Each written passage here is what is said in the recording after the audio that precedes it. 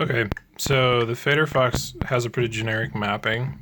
This far right fader just sends out channel, I think it's channel 16, yeah, CC number 15. And then this bottom row is also channel 16.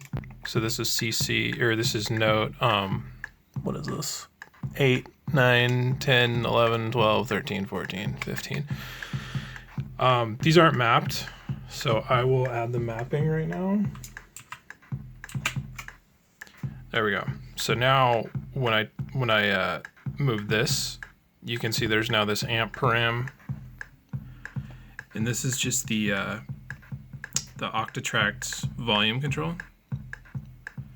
And then the track effects are for delay feedback in time. So it's still sending that CC on channel 16, but now it's also sending these 3 other CCs at the same time.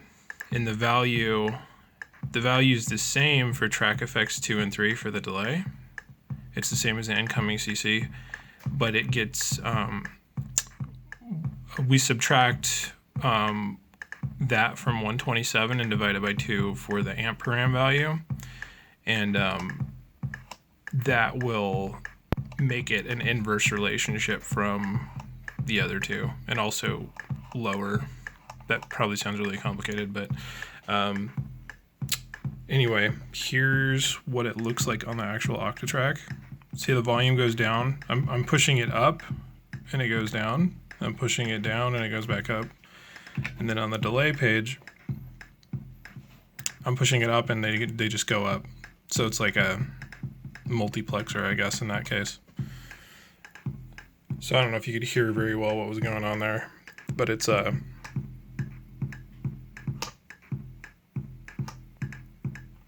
basically working as like a little looper.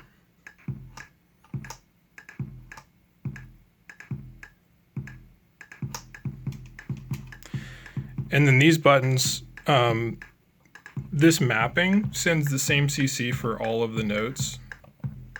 See how it says track effects 2, 1? That's the actual delay time.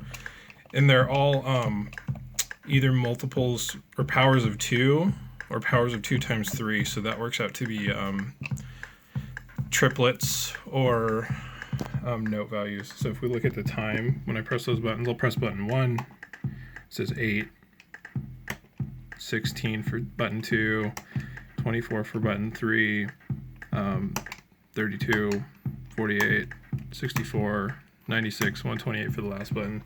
So if I have the, let's get a loop going. Damn it. Okay, now I'll push the buttons.